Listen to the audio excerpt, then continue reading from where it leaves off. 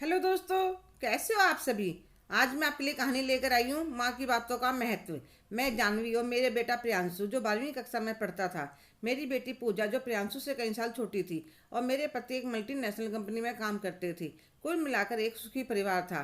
पर मैं अपने बेटे की कुछ आदतों से बड़ी परेशान थी। जब स्कूल जाता तो उसके कमरे की ऐसी हालत होती जैसे अभी अभी तूफान आया हो। ऐसे ही स्कूल से आने के बाद कहीं बैग, कहीं जूते, कहीं जुराबे। ना मैले कपड़े निकाल कर वॉशिंग मशीन में डालता, चॉकलेट खाकर रैपर ऐसे ही फेंक देता, खाना डाइनिंग टेबल की बजाय अपने कमरे में बेड पर खाता।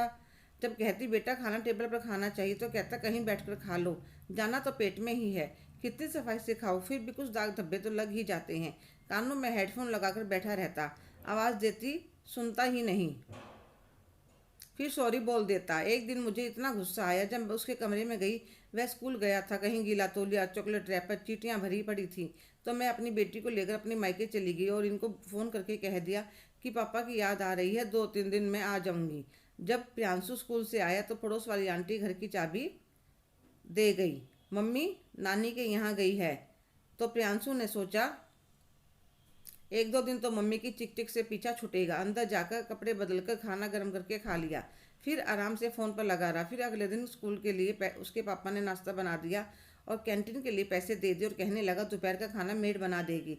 फिर स्कूल चला गया। दोपहर को जब स्कूल से आया तो मेड ने आलू की सब्जी, रोटियां बनाकर डब्बे में रख रखी थी।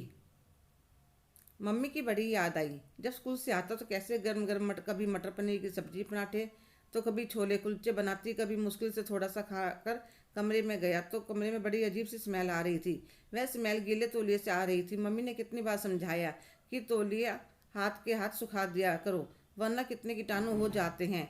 एसी चलाया तो वह भी काम नहीं कर रहा था। पापा के पास फ़ोन करा तो वह कहने लगे अभी फ़ोन करता हूँ, 2 घंटे हो गए थे। फिर पापा को दोबारा फ़ोन मिला तो वे बोले अभी उसका फ़ोन आया था, बोला किसी ने दरवाज़ा नहीं खोला, क्या तुम घर पर नहीं थे। तो मुझे ध्यान आया मैं तो हेडफोन लगाकर मूवी देख रहा था, इसलिए बेल की आवाज़ सुनाई नहीं दी होगी। फिर मम्मी पापा के कमरे में चला गया। बिल्कुल साफ सुथरा कमरा, एसी चलाकर लेट गया। मम्मी की सारी बातें याद आने लगी और मैं फूट फूट कर रोने लगा। मैंने तुरंत मम्मी के पास फ़ोन मिलाकर बोला मम्मी प्लीज़ जल्दी आ जाओ, सॉरी मम्मी, आगे से आपकी सारी बातें मानूंगा, मुझे अपनी गलती का एहसास हो गया है। उधर जानवी की आंखें भी बरस रही थी, पर क्या करें, माँ है।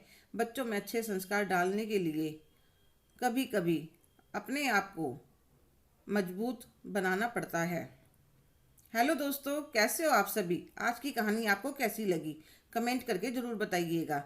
अगर आप मेरे चैनल पर नए हैं तो प्लीज़ लाइक, शेयर, सब्सक्राइब करना ना भूलें।